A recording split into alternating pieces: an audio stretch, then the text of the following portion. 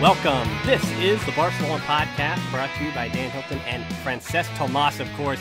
We are delighted you are here, listening in for an opinionated take on the hottest breaking stories from the Camp Nou. Thank you, one and all, to everyone who has already visited the BarcelonaPodcast.com to subscribe, comment, and support the show by taking advantage of the many deals we offer. We'll talk more about how you can get involved later in the show, but for now, let's get started, Francesc. Let's do that. I am hugely excited to be talking about Paulo Dybala in our first topic of the day. It is a name that we haven't mentioned for a while, and he has come to the forefront given the Neymar PSG links that has surfaced.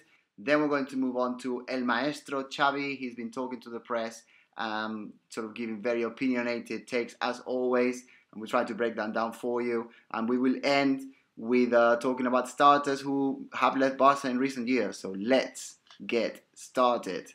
You mentioned a new fun name we get to talk about today is Paulo Dybala, and unlike the previous weeks when we've had to talk about Paulino because he's been in the media and he's been linked to the club, Dybala is a name that, Francesc, I'm certainly excited to talk about. If you were to make a wish list for me and I would say, Barcelona have unlimited amount of money to bring in these quality players, Dybala would be very close to the top of my list there. And I think one of our very first shows, I had mentioned him as being a guy on the wish list.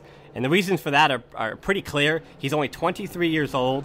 He has 19 goals last season, 11 in Serie A, 4 in the Champions League. Of course, Barcelona, remember that. And 4 in the Coppa Italia, 7 assists as well in Serie A.